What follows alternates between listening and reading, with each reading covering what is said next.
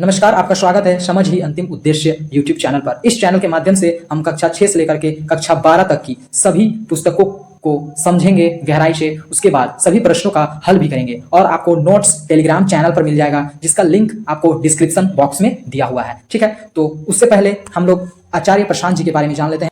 आचार्य प्रशांत जी दुनिया के सबसे ज्यादा फॉलो किए जाने वाले स्पिरिचुअल लीडर हैं। वे आईएएस, आईआईटी, आईएम, गेट जैसे टॉप एग्जाम क्लियर कर चुके हैं। इनके द्वारा करोड़ों विद्यार्थियों का जीवन बदल रहा है। उन्हें अवार्ड भी मिल चुका है एनवायरमेंट को सुरक्षा रखने के लिए। मैं एक वीडियो आपको रिकमेंड करना चाहूंगा, ऑपरेशन 2030। ये वीडियो आप अवश्य देखिएगा यदि आप अपने पृथ्वी से प्यार करते हैं तो।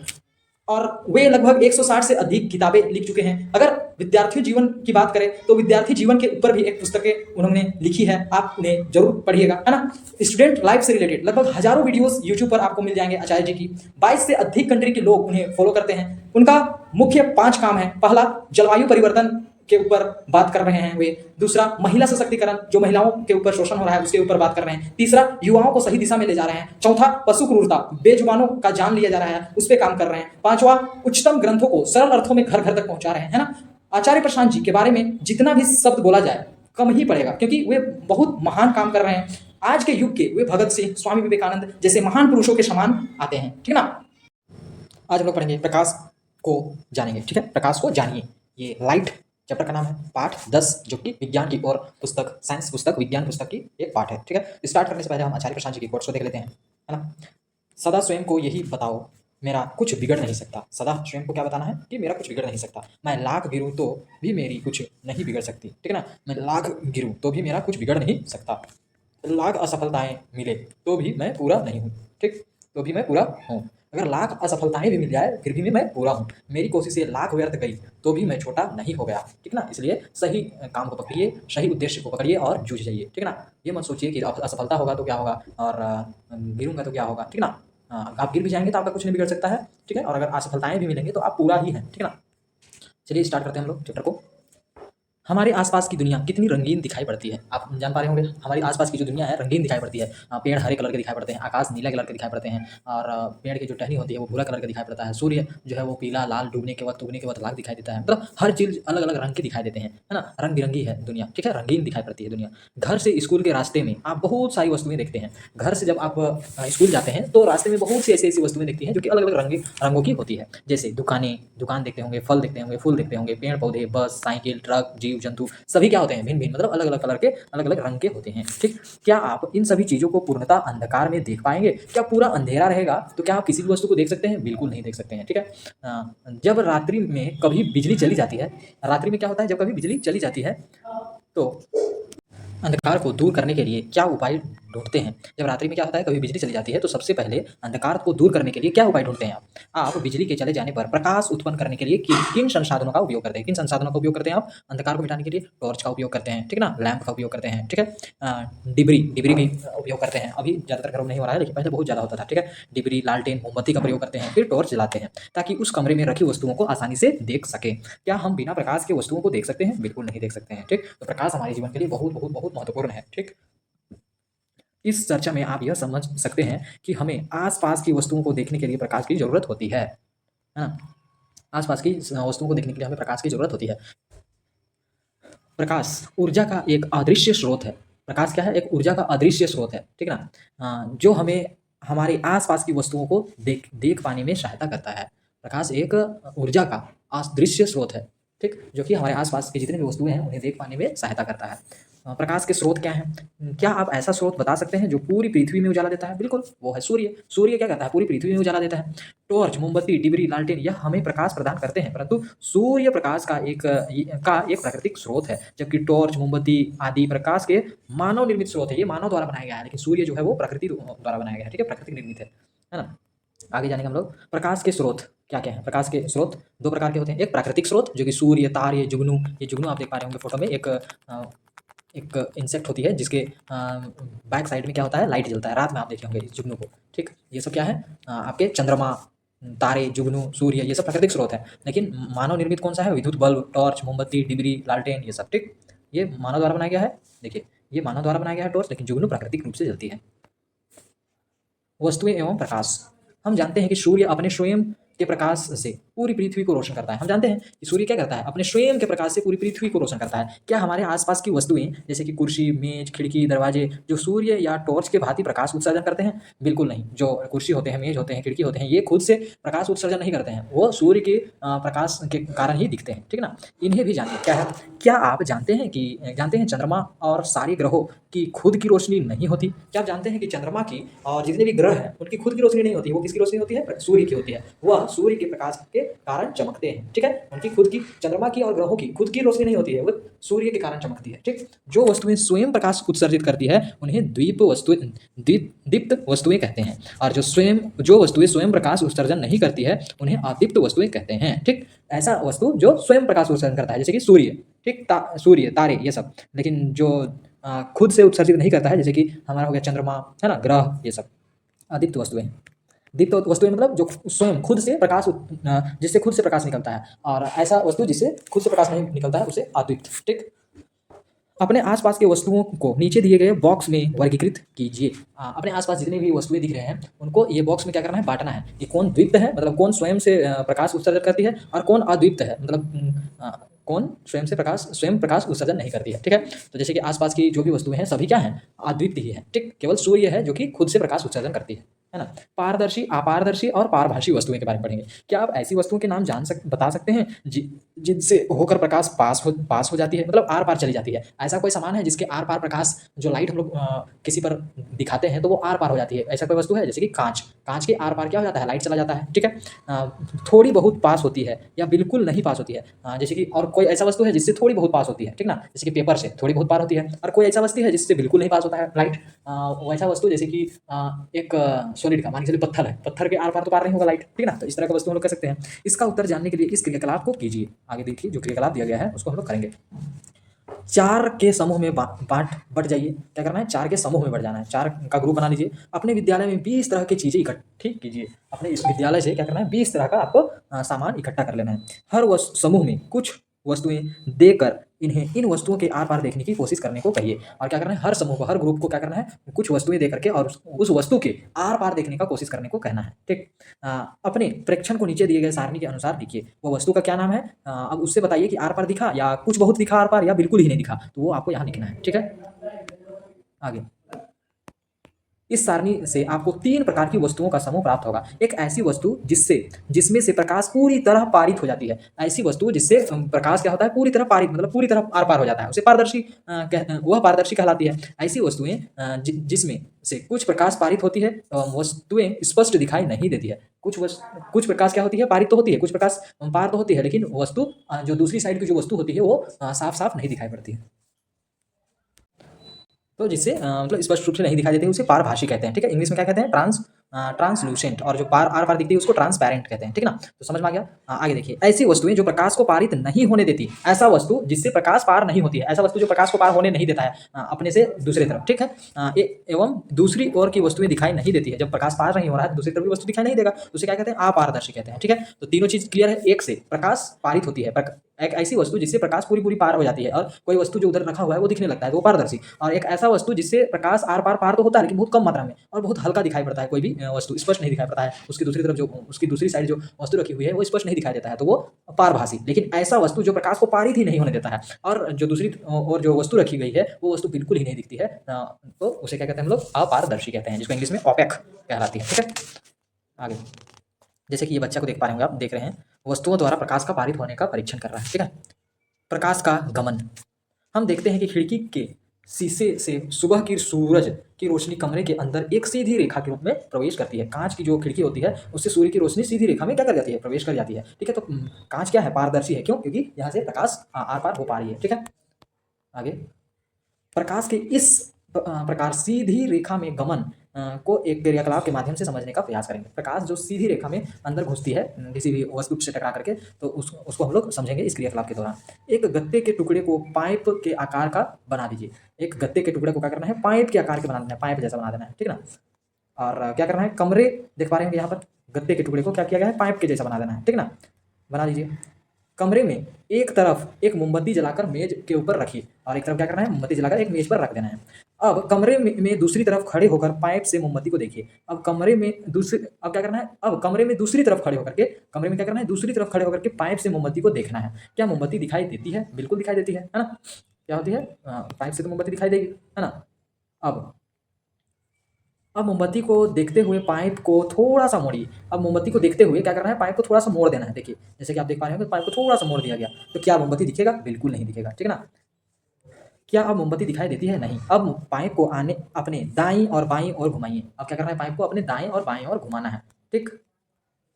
क्या अब आप मोमबत्ती को देख सकते हैं? बिल्कुल नहीं। इस क्रियाकलाप से ये क्या निष्कर्ष निकलते हैं? मुड़ी हुई पाइप से प्रकाश नहीं दिखने के आधार पर आप यह कह सकते हैं कि प्रकाश सरल रेखा में गमन करती है। प्रकाश क्या करती है? हमेशा स्ट्रेट लाइन, सीधी लाइन में, सरल रेखा में गमन, मतलब आगे बढ़ती है, ठीक। प्रकाश का सीधी रेखा में गमन करने के गुण को ही प्रकाश की सीधी गति कहते हैं, रेक्टिलिनियर मोशन कहते हैं। प्रकाश की यह जो गुण है कि प्रकाश सीधी रेखा में ही केवल आगे बढ़ती है, तो यही गुण को क्या कहते हैं हम लोग? प्रकाश की सीधी गति कहते हैं, ठीक है। याद रहेगा, प्रकाश की सीधी गति क्या है? वो प्रकाश का एक ऐसा गुण है जिसमें प्रकाश क्या करते हैं, हमेशा सीधा दिशा में बहती है, आगे बढ़ती है, ठीक। अब छाया के बारे में पढ़ेंगे। जब कोई अपारदर्शी वस्तु प्रकाश को रोकती है तो क्या होता है? अपारदर्शी वस्तु, ये आप समझ पा रहे होंगे। अपारदर्शी मतलब ऐसा वस्तु जिसके आर पार प्रकाश ना हो पाए, ठीक है, जिसके आर पार ना देखा जा सकता है। वैसी वस्तु में जब क्या होती है, वैसी वस्तु प्रकाश को रोकती है, जैसे कि आर पार तो नहीं जा सकता है प्रकाश, तो प्रकाश तो रुक जाएगा। और प्रकाश रुकती है तो क्या होता है, उसके दूसरे साइड क्या होता है? छाया बनता है। कुछ अपारदर्शी वस्तु एकत्र कीजिए। क्या करना है? पहली बात, एक अपारदर्शी वस्तु आपको एकत्र करना है, चुनना है, ठीक है, जमा करना है। अब प्रत्येक अपारदर्शी वस्तु को धूप में जमीन से कुछ ऊंचाई पर एक एक करके पकड़िए। अब हर अपारदर्शी वस्तु को, अपारदर्शी वस्तु मतलब समझ रहे हैं ना, ऐसा वस्तु जिसके आर पार प्रकाश ना जा पाए, ठीक ना। तो हर वस्तु को क्या करना है, जमीन से थोड़ी ऊंची पर रख करके एक एक करके पकड़ने हैं, ठीक। धरती पर आप क्या देखते हैं? धरती पर क्या बनता है? धरती पर क्या बने? ये गहरे काले धब्बे क्या हैं?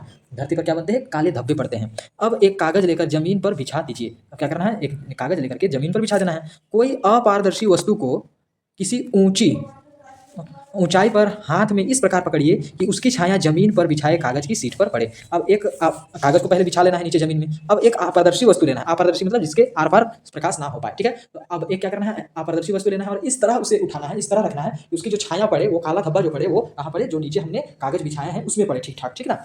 अब अपने किसी दोस्तों से उस छाया की बाहरी रेखा खींचने के लिए कहिए। अब क्या करना है, जो छाया बना है उसकी बाहरी रेखा, जो बाहर का जो रेखा है, उसे खींचने के लिए कहना है। वस्तुओं की छाया को बाहरी रेखा खींचिए। अब दूसरे मित्र से उन आकृतियों को पहचानने के लिए कहिए। अब दूसरे मित्र को क्या कहना है कि उस जो आकृति आपने बनाया है कागज में, उस छाया का, उसे दूसरे मित्र को उस आकृतियों को पहचानने के लिए कहना है। आप कितनी आकृतियों को पहचान पाए? सभी वस्तुएं तो नहीं, सभी आकृतियां तो नहीं पहचान पाएगी, क्योंकि सभी की छाया क्या होती है? एक समान ही होती है। अगर दूसरी वस्तु का भी हम यदि अगर प्रकाश के सामने रखेंगे, तो अगर साइज अगर एक रहेगा, एक आकार का रहेगा, तो सबका छाया वही आकार का बनेगा, ठीक है ना। अगर आकार में बदलाव होगा तब तो छाया में बदलाव होगा, ठीक है। तो सबका क्या दिखेगा? एक ही जैसा दिखेगा, ठीक। हमें छाया कब और कहाँ दिखाई पड़ती है? क्या आपको उस समय भी कोई छाया दिखाई देती है जब किसी कमरे में प्रकाश का स्रोत होता है? अगर कोई कमरे में प्रकाश का स्रोत होता है, मतलब लाइट अच्छे से जल रहा है कोई कमरा में, तो क्या आपको छाया दिखाई पड़ता है? बिल्कुल नहीं, छाया दिखाई नहीं पड़ता है। अगर प्रकाश का स्रोत आर पार नहीं होता है किसी भी चीज़ से, तब छाया दिखाई पड़ता है, ठीक ना। और अगर चारों ओर लाइट लगे हुए हैं, ठीक, और सब तरफ से लाइट लगे हुए हैं, और कोई ऐसा वस्तु है जिससे आर पार वह प्रकाश नहीं पार हो रहा है, लेकिन नहीं पार हो रहा है, और दूसरी तरफ भी लाइट लगा हुआ है, तो वो सारा रूम को तो जगमगा देगा ही। मान के चलिए कि ये रूम है, ठीक है, इधर से भी लाइट लगा हुआ है, इधर से भी लाइट लगा हुआ है, इधर से भी लाइट लगा हुआ है, इधर से भी लाइट लगा हुआ है। आप यहाँ पर खड़े हैं, तो इधर से लाइट पड़ेगा तो इधर छाया बनेगा, आप सोचेंगे, लेकिन इधर भी तो लाइट पड़ रहा है, तो आपका छाया दिखेगा नहीं, ठीक है। और ये वाला लाइट से अगर आप यहाँ खड़ा है तो इधर आपका छाया बनता, लेकिन इधर भी लाइट लगा हुआ है तो यहाँ भी छाया बनेगा। हाँ, यदि एक रूम है, यदि आप एक ही लाइट है और आप यहाँ पर खड़े हैं, तो आपका छाया बिल्कुल इधर पड़ेगा। क्यों? क्योंकि आप एक अपारदर्शी चीज़ है, आपके शरीर से प्रकाश पास नहीं हो पाएगा, तो प्रकाश जब पार नहीं होगा तो इधर आपका क्या बनेगा? छाया बनेगा। क्लियर है? आगे ऊपर दिए गए उदाहरणों में हमें यह प्रतीत होता है कि छाया देखने के लिए कोई प्रकाश स्रोत तथा प्रकाश के पथ में कोई अपारदर्शी वस्तुओं की जरूरत पड़ती है। छाया देखने के लिए क्या का जरूरत पड़ता है? एक प्रकाश स्रोत, जैसे कि सूर्य की रोशनी या कोई लाइट, ये सब प्रकाश स्रोत का जरूरत पड़ता है, और एक अपारदर्शी वस्तु जिससे प्रकाश ना पार हो पाए, तभी क्या बन जाता है? छाया बन जाता है। जैसे कि देख पा रहे होंगे यहाँ पर ये एक प्रकाश स्रोत है और यहाँ एक अपारदर्शी वस्तु खड़ी है, तो उसका छाया बन जा रहा है, ठीक ना। तो छाया बनने के लिए क्या क्या चाहिए? एक प्रकाश का स्रोत जिससे प्रकाश निकले, दूसरा अपारदर्शी चीज। तो जैसे हम लोग प्रकाश को अपारदर्शी चीज पर डालेंगे तो उसके पीछे तरफ क्या बनेगा? छाया बन जाएगा, ठीक है ना। इसके अतिरिक्त कोई अन्य वस्तु भी चाहिए क्या? बिल्कुल नहीं, ठीक है। आप अपने आसपास बहुत सारी ऐसी घटनाएं देखते हैं जिसमें अपारदर्शी वस्तुएं द्वारा प्रकाश को रोका जाता है, ठीक है ना। आप ऐसे आसपास बहुत से सामान हैं जो कि अपारदर्शी वस्तुएं हैं, जो कि प्रकाश को रोकती है। अपारदर्शी वस्तु मतलब जिसके आर पार प्रकाश ना जा पाए, ठीक ना। गर्मी के दिनों में हम हमेशा पेड़ के छाए का आनंद लेते हैं, ठीक। इसमें पेड़ सूर्य के प्रकाश को उस जगह पर आने से रोकता है। क्या करता है? उस जगह आने पर रोकता है ना। देख पा रहे होंगे पेड़ के नीचे जो है यहाँ पर पेड़ क्या कर रही है, यहाँ पर सूर्य की रोशनी को आने से रोक रही है, क्योंकि ये अपारदर्शी वस्तु है तो इससे किरण पास नहीं हो पा रहा है, ठीक। तो इसलिए यहाँ पर छाया है ना, पेड़ की छाया। अब क्रियाकलाप 3 को समझेंगे। इस क्रियाकलाप को अंधेरे में करना होगा। इस क्रियाकलाप को क्या करना होगा? अंधेरे में करना होगा। एक कमरे को पूरी तरह अंधेरा कर लीजिए। क्या करना है? पूरी तरह अंधेरा कर लेना है। एक टॉर्च तथा गत्ते की एक बड़ी सीट ले लीजिए। गत्ते हमने देखा था अभी जस्ट, एक बच्चा जो मोमबत्ती वाला जो क्रियाकलाप कर रहा था, गत्ते ले लेना है, ठीक है। हाँ, क्या क्या लेना है देखिए, एक टॉर्च लेना है और तथा गत्ते की एक बड़ी सीट ले लीजिए, ठीक है। टॉर्च को जमीन के समीप ले जाकर ऊपर की ओर इस तरह जलाइए जिससे टॉर्च का प्रकाश आपके मित्र के चेहरे पर पड़े। टॉर्च को नीचे जमीन में, जमीन के समीप मतलब जमीन के नजदीक लेकर के टॉर्च को क्या करना है? जमीन के नजदीक ले जाना है और ऊपर की तरफ जलाइए, और ऊपर की तरफ उसकी जो रोशनी है उसको मोड़ना है, और ऐसा मोड़ना है कि आपके मित्र के चेहरे पर जस्ट पड़े, ठीक। अब आपके पास प्रकाश स्रोत तथा प्रकाश के पथ के अनुदिश एक अपारदर्शी वस्तु आपका मित्र है। प्रकाश पड़ रहा है उसके चेहरे पर, और आपका दोस्त का चेहरा क्या है? अपारदर्शी चीज है जिससे प्रकाश नहीं पार होता है, ठीक। यदि आपके मित्र के पीछे दीवार अथवा कोई अन्य वस्तु ना हो तो क्या तब भी आपको छाया दिखाई पड़ेगा? तब भी आपको अपने मित्र के सिर की छाया दिखाई देगी? बिल्कुल नहीं देगी। क्यों? क्योंकि आपको छाया देखना है, तो जैसे कि आप लाइट आगे से डाल रहे हैं किसी अपारदर्शी वस्तु पर, ऐसा वस्तु पर जो कि जिससे किरण पास नहीं होता है, प्रकाश पार नहीं होता है, ठीक है। आप ऐसी वस्तु पर प्रकाश आप डाल रहे हैं जिससे प्रकाश पार नहीं होती है, तो क्या उसका छाया बन जाएगा पीछे तरफ? बिल्कुल बनेगा। लेकिन कब बनेगा? जब उसका छाया बनने के लिए कोई सतह चाहिए, ठीक ना, कोई दीवार चाहिए या कोई वस्तु कुछ उसके पीछे रहना चाहिए, ठीक ना, जमीन ही रहना चाहिए, अन्यथा वो हवा में तो नहीं बन पाएगा, ठीक ना, उसका चित्र, ठीक है, क्लियर है। आगे देखिए, अब किसी अन्य मित्र के द्वारा गत्ते की सीट को आप आपके मित्र के पीछे रखिए। देखिए इस प्रकार आप खुले जगह में गए हुए हैं और अगर आप कीजिएगा तो आपका छाया कहीं बनेगा रात में? बिल्कुल नहीं बनेगा। लेकिन पीछे तरफ यदि आपके मित्र ने गत्ते को पीछे रखा है, देख पा रहे हैं, ठीक है। क्या अब छाया सीट पर बनती दिखाई दे रही है? बिल्कुल, सीट पर क्या हो रही है? छाया बनती दिखाई दे रही है। अब आपने अपने मित्र से आगे पीछे बढ़ने को कहें और छाया के आकार पर भी ध्यान दीजिए। क्या करना है? अपने मित्र को आगे पीछे बढ़ने को कहना और छाया के आकार को भी ध्यान देना है। छाया का आकार तो बिल्कुल नहीं बदलेगा, ठीक। अब हम देखेंगे कि जब वस्तुएं पर्दे से दूरी होती है, हम देखेंगे कि वस्तुएं जो है वो पर्दे से, ये जो पर्दे पीछे तरफ हैं, ठीक ना, पर्दे से बहुत दूर में होती है तो छाया का आकार क्या होता है? बड़ा होता है। यदि पर्दा बहुत दूर में होता है तो छाया बहुत बड़ा होता है, बड़ा बड़ा, और बहुत ज़्यादा दूर पर्दा हो जाएगा तो बड़ा होते होते होते वो दिखता ही नहीं है, ठीक है। वस्तुएं पर्दे के पास होने पर छाया का आकार छोटा होता है, ठीक। अगर पर्दा अपारदर्शी वस्तु के जस्ट पीछे एकदम नजदीक में रखा जाए तो उसमें छाया बहुत छोटा बनेगा, लेकिन वही पर्दा को अगर बहुत दूर ले लिया जाए तो छाया बड़ा बनेगा, ठीक है। कभी कभी तो छाया हम सभी को वस्तुओं की आकृति के बारे में भ्रमित भी कर सकती है, ठीक। छाया हमें भ्रमित भी कर सकती है, ओके। अगर मान के चलिए एक बंदर का छाया और एक आदमी का छाया आपको एक जैसा लग सकता है, ठीक है। आप कौवा का छाया और एक चिड़िया का छाया या एक मुर्गी की छाया आपको बिल्कुल समान लग सकती है अचानक देखने से, ठीक है। तो भ्रमित कर सकती है छाया, है ना। आगे नीचे कुछ छाया की आकृतियाँ दिखाई गई है। इसे हम अपने हाथों से बनाकर विभिन्न जानवरों की छाया होने का भ्रम उत्पन्न कर सकते हैं। देखिए यहाँ पर हाथ से देखिए क्या-क्या बना दिया गया है। हाथ से क्या किया गया है? भ्रमित करने के लिए छाया बना दिया गया है, ठीक ना। तो ये क्या जानवर जैसा दिख रहा है? आप देख पा रहे होंगे, है ना। ये भी जानवर जैसा दिख रहा है, ये भी जानवर जैसा दिख रहा है, यहाँ भी जानवर जैसा दिख रहा है, यहाँ भी जानवर जैसा दिख रहा है, यहाँ भी जानवर जैसा दिख रहा है। यहाँ क्या है? चिड़िया है, ठीक। यहाँ बत्तख जैसा कुछ दिख रहा है, यहाँ शायद गधा है या घोड़ा है, ठीक ना। यहाँ हरिण है या बैल है, ठीक। यहाँ पर क्या है? भालू जैसा दिख रहा है। फिर यहाँ पर किसी का चोंच है, मतलब कोई पक्षी जैसा दिख रहा है, ठीक। हाथ से ही इतने दृश्य बना दिए गए हैं। कैसे बनाया गया है? पहले तो इस साइड से टॉर्च, इस साइड से लाइट डाला जा रहा है, लाइट उनके हाथों में डाला जा रहा है और हाथ के जस्ट पीछे क्या है? पर्दा है, ठीक। तो किसी भी चीज़ का छाया बनने के लिए क्या-क्या ज़रूरी होता है? एक प्रकाश का स्रोत, दूसरा अपारदर्शी वस्तु और तीसरा पर्दा की आवश्यकता होती है, ठीक है। 3 चीज़ों की आवश्यकता होती है छाया बनने के लिए। आगे आप भी ऐसी छाया की आकृतियां बनाकर आनंद लीजिए। आप भी क्या कीजिएगा, घर में ऐसा कर सकते हैं, आकृति का छाया बना करके आनंद ले सकते हैं। क्या छाया का रंग वस्तुओं के रंगों के तरह बदलता है? क्या छाया का रंग बदलता है? बिल्कुल नहीं। वो कुछ भी कलर का अपारदर्शी वस्तु में हम लोग प्रकाश डालेंगे तो उसका मान के चलिए नीला रंग का वस्तु पर हम लोग टॉर्च का लाइट जला डाल रहे हैं, तो क्या उसका छाया नीला हो जाएगा? बिल्कुल नहीं। छाया हमेशा काला ही रहेगा, भले वो किसी भी रंग का अपारदर्शी वस्तु हो, उसका छाया क्या होगा? हमेशा काला ही होगा। इसे समझने के लिए एक क्रियाकलाप करते हैं। ठीक, क्रियाकलाप 4, रंग बिरंगी कुछ वस्तुएं लीजिए। रंग बिरंगी कुछ वस्तुएं ले लेना है। ठीक, देख पा रहे होंगे नीचे यहाँ पर तितली को देख पा रहे हैं, ये रंग बिरंगी है लेकिन छाया क्या बन रहा है? काला ही बन रहा है। ओके, टॉर्च के माध्यम से पर्दे पर छाया बनाइए। टॉर्च के माध्यम से पर्दे पर छाया बनाना है। अब छाया के रंग पर ध्यान दीजिए। छाया का रंग पर ध्यान दिया हमने। एक टॉर्च को बारी बारी रंगीन कागज से लपेट कर छाया बनाने की कोशिश कीजिए। अब टॉर्च को क्या करना है, जैसे कि ये मान के चलिए ये टॉर्च है, ठीक है, ये टॉर्च है मान के चलिए, तो ये टॉर्च क्या होगा? टॉर्च अच्छे से बनाना होगा। मान के चलिए ये टॉर्च है, ये टॉर्च है, ठीक है, यहाँ पर बटन है ना, ये लाइट आगे की ओर जा रही है। टॉर्च में जो है, टॉर्च में अलग अलग कलर का हमें कागज लपेट करके आगे की ओर लाइट डालना है, ठीक ना। तो क्या दूसरी कलर की कागज देंगे तो यहाँ दूसरी कलर की छाया बनेगा, अगर तीसरी कलर की कागज देंगे तो तीसरी कलर की छाया बनेगी? नहीं, बिल्कुल नहीं। सब समय में क्या होगा? एक ही कलर का छाया बनेगा। वो क्या है? कलर काला। ठीक, आगे, इन रंगीन प्रकाश से सभी छाया को देखकर उनका रंग बताइए। ठीक, रंग बताना, क्या रंग होगा? काला केवल होगा। प्रत्येक प्रतीतियों में आप देखेंगे कि छाया का रंग काला ही होता है। आपने रंग बिरंगी तितली की भी काली छाया देखी होगी।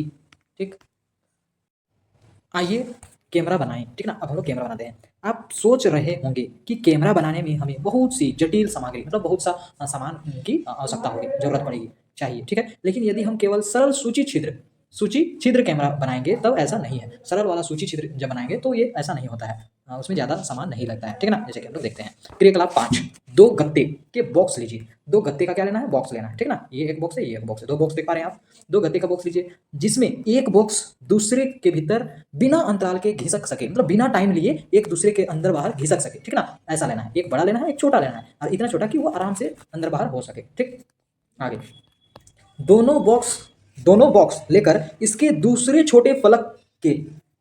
बीचों बीच एक छिद्र बनाइए। दूसरे छोटे फलक जो है, इसको बीचों बीच में एक छोटा सा क्या बनाना है? छिद्र बना देना है। देख पा रहे होंगे यहाँ छिद्र बना हुआ है। फिर क्या करना है? बॉक्स के दूसरे छोटे फलक पर एक वर्गाकार आकृति काटिए। अब एक दूसरे बॉक्स पर क्या करना है? वर्गाकार, यहाँ पर देख रहे हैं ना, वर्गाकार आकृति काट देना है। एक पर छिद्र छोटा सा कर देना है, एक पर वर्गाकार आकृति बना देना है। ओके, अब क्या होगा? इस कटे भाग पर ट्रेसिंग पेपर मतलब पारभासी पर्दा। ये एक पारभासी मतलब क्या होता है? जो जिसके आर पार कोई भी वस्तु दिखता है लेकिन क्लियर नहीं दिखता है, स्पष्ट नहीं दिख पाता है, उसको पारभासी कहते हैं। और पारदर्शी जिसमें पूरा क्लियर दिखता है, ठीक ना। और अपारदर्शी जिसमें एक भी नहीं दिखता है, ठीक ना। तो पारदर्शी पर्दा मतलब कुछ बहुत दिखेगा, ठीक ना। वैसा ट्रेसिंग पेपर कहाँ पर आपको चिपका देना है? चिपका कर ढक दीजिए। कहाँ पर ढकना है? इस पर ढकना है, ठीक है। ये वर्गाकार जो है इस पर ढक देना है ट्रेसिंग पेपर से। क्लियर है? आगे, छोटे बॉक्स को बड़े बॉक्स में इस प्रकार खिसकाइए। अब छोटे बॉक्स को क्या करना है? ये जो छोटा बॉक्स है, छोटा बॉक्स को बड़े बॉक्स में इस प्रकार खिसकाइए। जैसे कि आप देख पा रहे होंगे, छोटे बॉक्स को बड़े बॉक्स में खिसकाया जा रहा है, ठीक ना। इस प्रकार खिसकाइए कि छोटे बॉक्स के पारभासी जो पर्दे हमने लगाए हैं, पारभासी ट्रेसिंग पेपर वाला पर्दा बड़े बॉक्स के भीतर हो जाए, ठीक है, बड़े बॉक्स के भीतर हो जाए। अब देखिए, अब हमारा सूची छिद्र कैमरा उपयोग के लिए तैयार है। अब हमारा जो सूची छिद्र कैमरा उपयोग के लिए तैयार हो गया। ठीक, सूची छिद्र कैमरा के छोटे बॉक्स के खुले हुए सिरे को देखिए। अब सूची छिद्र कैमरा के छोटे बॉक्स के खुले हुए सिरे को देखिए। इसका जो खुला हुआ सिरा है उसे देखना है। ये सिरा को देखिए, ये जो खुला हुआ सिरा है इसे देखना है। छोटे बॉक्स के खुले हुए सिरे को देखना है हमें। क्लियर है? अब क्या होता है देखिए, सिरे को देखें। अपने सिर तथा सूची छिद्र कैमरे को काले रंग के कपड़े से ढक लीजिए। जब देखेंगे आप उसे, जब देखने जाएंगे, यहाँ पर जब आप सिर करके जब देखिएगा, यहाँ पर जब आप देखने जाइएगा तो क्या करना है? यहाँ देखिएगा, यहाँ पर जब देखने आप जाइएगा, सिर जब यहाँ पर रखिएगा, आंखों से जब देखिएगा तो यहाँ काले रंग के कपड़े से आपको ढक लेना है, ठीक ना। कपड़े से ढक लीजिए। क्लियर है? ढक लीजिए। अपने आसपास की वस्तुओं को सूची छिद्र कैमरे से देखने का प्रयास कीजिए। अब क्या करना है? अपने आसपास की जो भी वस्तुएं हैं उसे उसी छिद्र से देखने का प्रयास करना है। ठीक, आगे जो खुला हुआ भाग है उससे देखने का प्रयास करना है। अब छोटे बॉक्स को सूची छिद्र बने बड़े बॉक्स को आगे पीछे तब तक घिसकाइए। अब उसे क्या करना है? आगे पीछे घिसकाना है और उसे देखते रहना है। कब तक घिसकाना है? जब तक कि दूसरे छोर पर लगे हुए ट्रेसिंग पेपर है वो क्या उस पर तस्वीर ना मिले, ठीक ना। उसको कब तक खिसकाना है? जब तक कि दूसरे छोर पर जो ट्रेसिंग पेपर लगा हुआ है वह उस पर कुछ प्रतिबिंब, कुछ आपको तस्वीर ना मिल जाए, तब तक आपको खिसकाना है। ठीक, ये आप घर में भी कर सकते हैं अपने से खुद से। क्या सूची छिद्र कैमरे के प्रतिबिंब अपनी छायाओं से भिन्न है? क्या अपनी छायाओं से क्या वो भिन्न होती है? देख पा रहे होंगे कैसा छाया बनता है। बिल्कुल, ये अपनी जो छाया होती है उससे भिन्न तो है, क्योंकि वो उल्टा हो जाती है। ठीक ना, ये कैसी बनती है? उल्टा बनती है। ठीक, आगे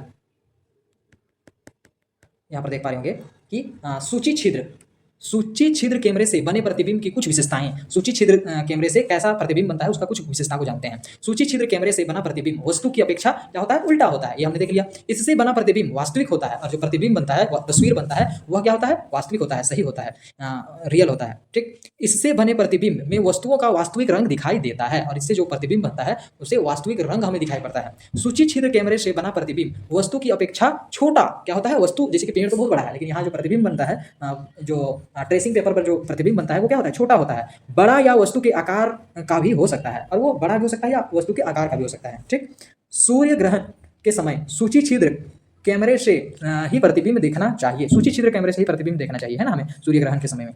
हमें सूर्य को सीधा कदापि नहीं, कभी भी नहीं देखना चाहिए। ये हमारी आंखों के लिए अत्यंत घातक हो सकती है। ठीक, अगर आपकी आंखों में सूर्य की रोशनी डायरेक्ट पड़ती है तो आपकी आंखों के लिए घातक हो सकती है। इसलिए हमें इसी तरह के, जैसे कि डायरेक्ट आप किससे भी देख सकते हैं, पारभासी पेपर से भी देख सकते हैं, जैसे ट्रेसिंग पेपर सबसे आप सूर्य की रोशनी को डायरेक्ट देख सकते हैं। ठीक, कभी कभी हम ऐसे वृक्ष के नीचे गुजरते हैं जिसमें ढेरों पत्तियां होती है। कभी कभी हम लोग ऐसे पेड़ के नीचे गुजरते हैं जहां बहुत ढेरों पत्तियां होती है, तब हमें उस पेड़ के नीचे सूर्य के प्रकाश के धब्बे दिखाई देते हैं, जैसे कि आप देख पा रहे होंगे यहाँ पर बनाया गया है। ठीक ना, देखिए पेड़ के नीचे सूर्य के धब्बे पड़े हुए हैं, है ना, बिल्कुल।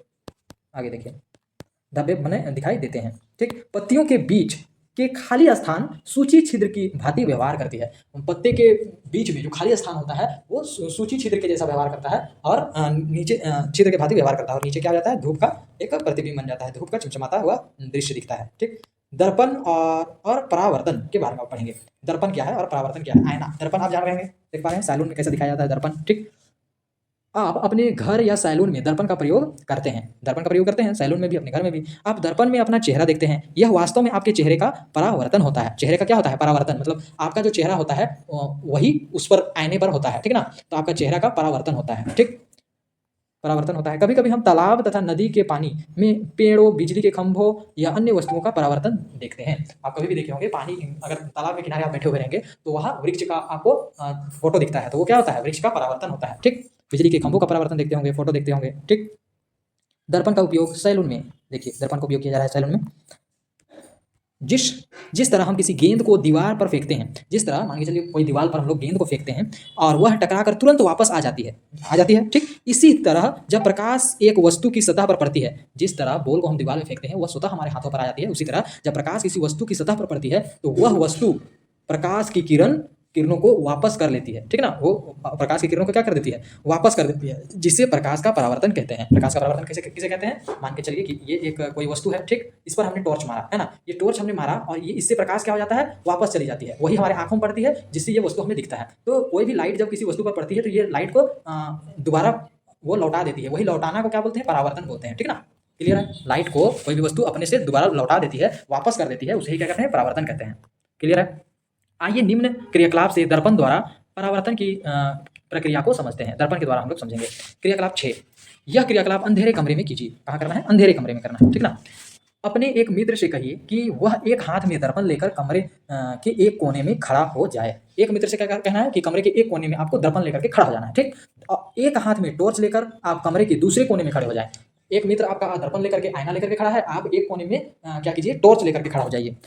टॉर्च के कांच को अंगुलियों के बीच जगह छोड़ते हुए ढक लीजिए। ठीक, टॉर्च के जो कांच होती है, मान चलिए जो टॉर्च है, टॉर्च की जो कांच होती है, कांच को उंगलियों के बीच में इस तरह से आपको पकड़ लेना। उंगलियों के बीच जगह छोड़ते हुए, उंगलियों के बीच में जगह छोड़ते हुए पकड़ लीजिए। ठीक है, छोड़ते हुए ढक लीजिए और टॉर्च को जलाइए, है ना।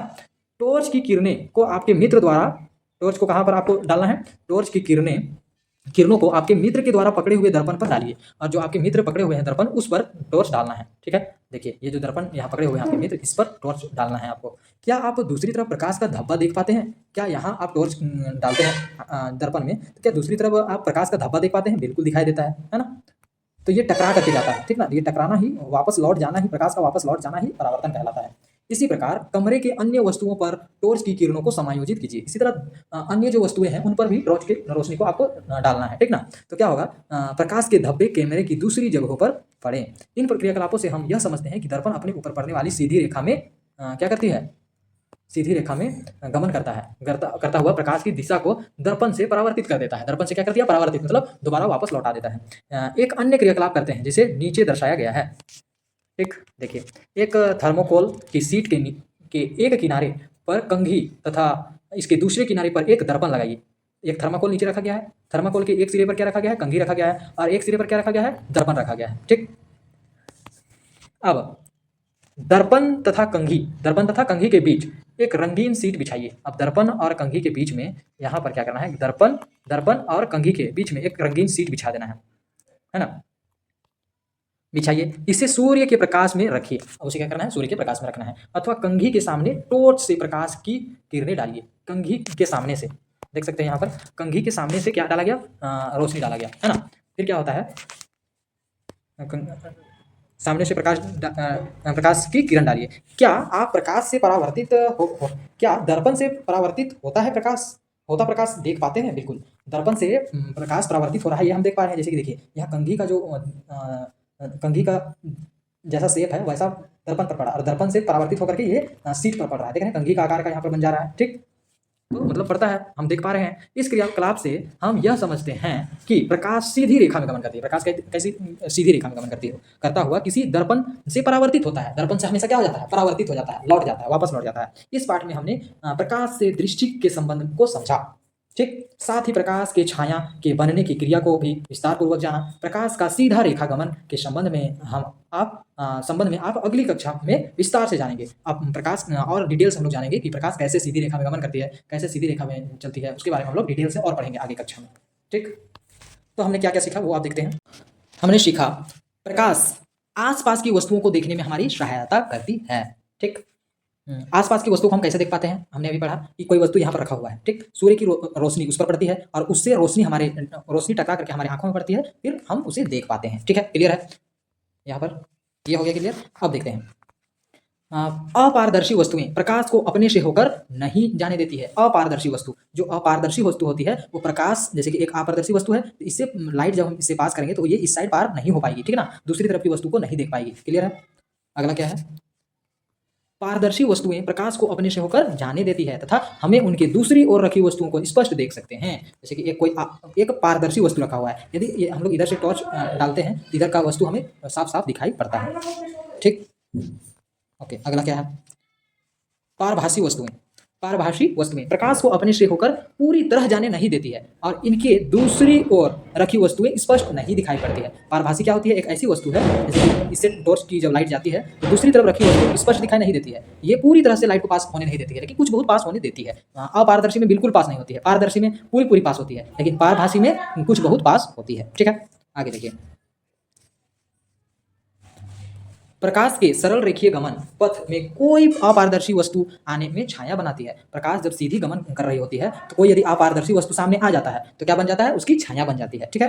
प्रतिबिंब छायाओं से अलग होते हैं। प्रतिबिंब जो होता है वो छाया से अलग होता है। प्रतिबिंब कैसा बनता है, उल्टा बनता है, लेकिन छाया आपका प्रतिबिंब वो रंग बिरंगी भी हो सकती है, ठीक है ना। छाया लेकिन हमेशा काला ही होता है, ठीक, और ये उल्टा होता है लेकिन ये सीधा ही होता है, और ये रंग बिरंग पर निर्भर नहीं करता है। छाया जिस भी रंग का हो वो काला ही बनेगा। सूची छिद्र कैमरा साधारण सामग्री से बनाया जा सकता है तथा इसका उपयोग सूर्य तथा आसपास की वस्तुओं के प्रतिबिंब को देखने में किया जा सकता है। प्रकाश किस वस्तु की सतह पर पड़ती है, प्रकाश जिस वस्तु की सतह पर पड़ती है वह वस्तु प्रकाश की किरणों को वापस कर देती है, जिसे परावर्तन कहते हैं, ठीक ना। प्रकाश जिस भी वस्तु पर पड़ती है वह क्या करती है, वह वस्तु प्रकाश को वापस कर देती है, ठीक। तो प्रकाश की किरणों को वापस कर देती है, उसे ही क्या कहते हैं, परावर्तन कहते हैं। क्लियर है। शिक्षक निर्देश क्या है, बच्चों को क्रियाकलाप द्वारा प्रकाश के गुणों से अवगत कराते हुए चर्चा कीजिए। बच्चों को आप लोगों को क्या करना है कि जितने भी क्रियाकलाप हमने किया उसको दोबारा से फिर से पढ़िएगा, ठीक है, और प्रकाश के जितने भी गुण हैं उसे फिर से दोबारा आप देखने का प्रयास कीजिएगा, समझने का। कुछ अन्य उदाहरणों को इस पाठ में जोड़ते हुए पाठ को सरल बनाने में बच्चों की मदद कीजिए। आप और अन्य एग्जाम्पल ले सकते हैं, ठीक है। ओके, अब अभ्यास को करते हैं, क्वेश्चन आंसर। वैसे सारा क्वेश्चन आंसर मैंने करा दिया है, हाँ, पहले एक बार हम लोग देख लेते हैं, ठीक ना, हम लोग समझ लेते हैं, पहले खुद से बनाने का प्रयास करते हैं हम लोग। क्या है चंद्रमा, चंद्रमा क्या है, चंद्रमा क्या है? दीप्त वस्तु है। दीप्त दीप्त और अदीप्त में क्या अंतर है? दीप्त मतलब जिसका खुद का लाइट होता है, अदीप्त मतलब जिसका खुद का लाइट नहीं होता है। तो चंद्रमा क्या है? उसका खुद का लाइट नहीं होता है, वो सूर्य के लाइट से चमकता है, तो ये अदीप्त वस्तु है। ठीक। छाया की आकृति कैसी होती है? रंगीन होती है? बिल्कुल नहीं, वो काली होती है। ओके। आगे, ऐसे पदार्थ जिसमें क्या होता है? ऐसे पदार्थ जिनसे होकर प्रकाश आसानी से पार हो जाता है, उसे क्या कहते हैं? पारदर्शी कहते हैं, जिससे आसानी से पार हो जाता है। ओके। अगला, रिक्त स्थानों को पूर्ति कीजिए। रिक्त स्थानों को पूर्ति कीजिए। यदि आप पाठ को अच्छे से समझेंगे तो आपको क्वेश्चन आंसर बनाने में कोई प्रॉब्लम नहीं होगा। रिक्त स्थानों की पूर्ति कीजिए। दर्पण अपने ऊपर पड़ने वाले प्रकाश की दिशा को क्या कर देती है? परावर्तित कर देती है, दोबारा लौटा देती है। ठीक, ठीक वापस कर देती है। वैसे वस्तुएं जो स्वयं प्रकाश उत्सर्जित करती है, वो कौन सी वस्तु का वो वस्तु क्या कहलाती है? दीप्त वस्तुएं कहलाती है। ठीक है, ऐसी वस्तुएं जो स्वयं प्रकाश उत्सर्जित करती है उसे दीप्त वस्तु कहते हैं। सही गलत? सूर्य दीप्त नहीं है, बिल्कुल सूर्य तो दीप्त है, और यहाँ क्या कहा जा रहा है कि नहीं है, तो ये गलत हो जाएगा। किसी वस्तु का दर्पण में प्रतिबिंब प्रकाश के परावर्तन के कारण बनता है। किसी वस्तु का जो दर्पण में जो प्रतिबिंब बनता है प्रकाश के परावर्तन के कारण बनता है। बिल्कुल, यदि प्रकाश नहीं रहेगा तो किसी भी वस्तु का प्रतिबिंब कैसे बनेगा? हम लोग देख ही नहीं पाएंगे, है ना। प्रतिबिंब, तो दूसरे नंबर क्या होगा? सही होगा। प्रतिबिंब हमेशा काली होती है? बिल्कुल नहीं, प्रतिबिंब हमेशा काली नहीं होती है। ठीक, तो ये गलत हो गया। अगला क्वेश्चन क्या है? किसी वस्तु को देखने के लिए हमें किस चीज की जरूरत होती है? कोई भी वस्तु को हमें देखना है तो किस चीज का जरूरत होता है? हमें प्रकाश की जरूरत होती है। ठीक है, किस चीज की जरूरत होती है? प्रकाश की जरूरत होती है। एक ऐसी परिस्थिति का उल्लेख कीजिए जब आप एक वस्तु को आप एक वस्तु का एक से अधिक छाया एक ही समय में प्राप्त करते हैं। ऐसा कोई वस्तु है जिसपे क्या करते हैं कि उस वस्तु का एक समय में एक से अधिक छाया बनती है? कब? जब दो तरफ से या तीन तरफ से लाइट रहता है। ठीक है, तो उस अवस्था में क्या होता है? मान के चलिए कोई वस्तु यहाँ पर खड़ा है और इधर से भी लाइट पड़ रहा है, इधर से भी लाइट पड़ रहा है, इधर से भी लाइट पड़ रहा है, ठीक ना। तो इसकी दो तीन छाया बन सकती है। क्लियर? अगला प्रश्न क्या है? छाया क्या है? छाया क्या होता है? छाया किसी वस्तु पर, किसी अपारदर्शी वस्तु पर, ठीक, इसको छाया का परिभाषा क्या हो सकता है? किसी अपारदर्शी वस्तु पर यदि प्रकाश पड़ती है तो उसके दूसरी ओर पर्दे पर जो प्रतिबिंब बनता है उसे ही हम लोग क्या कहते हैं? जो प्रतिबिंब पर जो आकार बनता है उसे हम लोग छाया कहते हैं। ठीक, ये हम अपने से बना रहे हैं, हमने क्वेश्चन आंसर लिख दिया है, आप वहां से जाकर के देख सकते हैं। आपको टेलीग्राम चैनल पर सारा नोट्स मिल जाएगा, लेकिन पहले हम लोग समझने का प्रयास करते हैं, ठीक ना, अपने शब्दों में। क्लियर है? अगला, प्रकाश कैसा गमन करती है? प्रकाश सीधी रेखा में गमन करती है। ठीक, नीचे दी गई वस्तुओं को दीप्त तथा अदीप्त वस्तुओं में वर्गीकृत कीजिए। मतलब नीचे जो वस्तुएं दी गई है इसे दीप्त में और अदीप्त वस्तुओं में बांटना है, वर्गीकृत करना है। ठीक, तो सूर्य क्या है? दीप्त है क्योंकि इससे स्वयं से प्रकाश निकलती है। चंद्रमा अदीप्त है क्योंकि इससे स्वयं का प्रकाश नहीं होता है। तारे क्या है? अदीप्त है। ठीक, मोमबत्ती की लौ से क्या स्वयं प्रकाश इसकी स्वयं की ऊर्जा होती है? बिल्कुल। तार की जो जाली होती है, तार की जाली जो होती है उससे क्या स्वयं प्रकाश निकलती है? बिल्कुल नहीं, जुगनू से स्वयं प्रकाश निकलती है, तो वो दीप्त हो जाएगा। जलता हुआ टॉर्च से क्या टॉर्च खुद उत्पन्न करता है लाइट को? बिल्कुल खुद करता है, लेकिन प्राकृतिक रूप से नहीं, वो मानव निर्मित होता है। ठीक ना, तो उसे हम लोग दीप्त कह सकते हैं। ठीक, किसी अंधेरे कमरे में आप दर्पण में अपना चेहरा क्यों नहीं देख पाते हैं? क्यों? क्यों नहीं देख पाते हैं? हमारा जो प्रकाश के कारण अंधेरे में हम लोग क्यों नहीं देख पा रहे हैं? क्योंकि प्रकाश में ही क्या होता है?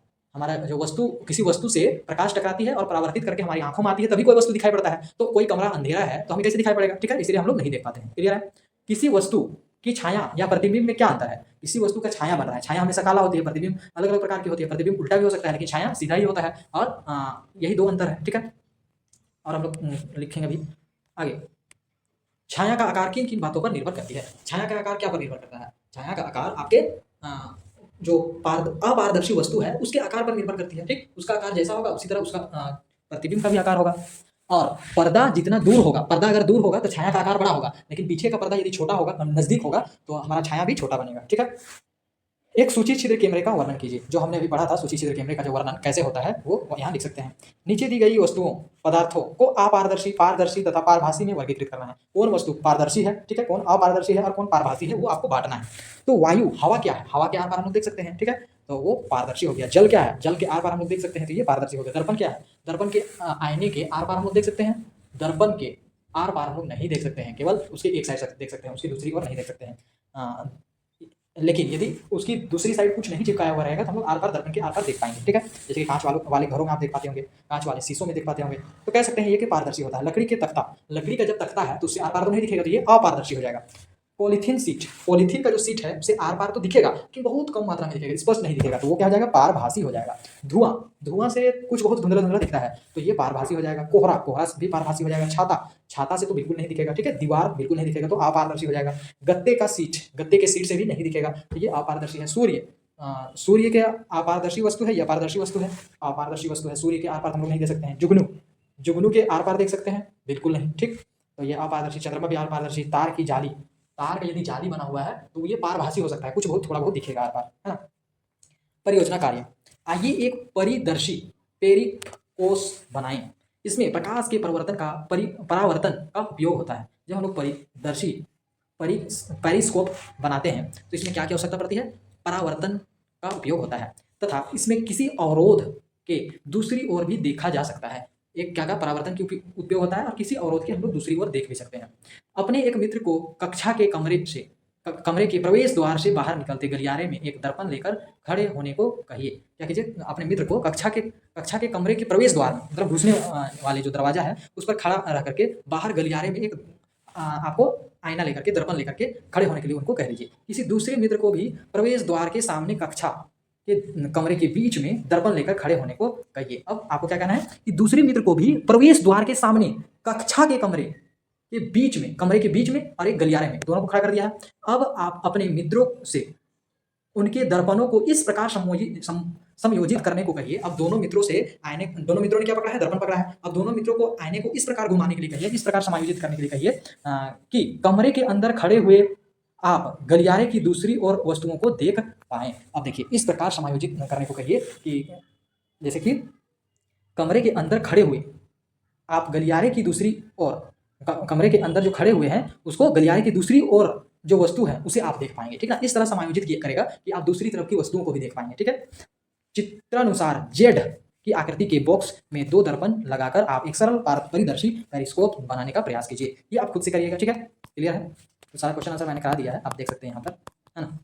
हाँ, यदि आपको चाहिए बेहतर जीवन, यदि आपको लिखनी है नई कहानी, वही घिसा पीटा जीवन नहीं जीना है, तो आचार्य प्रशांत जी की शिक्षाओं से लाइव जुड़िए, ठीक है। यहाँ लगभग करोड़ों विद्यार्थी, करोड़ों लोग जुड़ रहे हैं इनकी शिक्षाओं से, लाइव जुड़िए। या आप क्रोम पे जाकर के जुड़ सकते हैं। यदि कुछ भी प्रॉब्लम आता है तो आप इस नंबर पर व्हाट्सअप कर सकते हैं, मैं आपको मदद कर सकता हूँ, ठीक है। नमस्कार।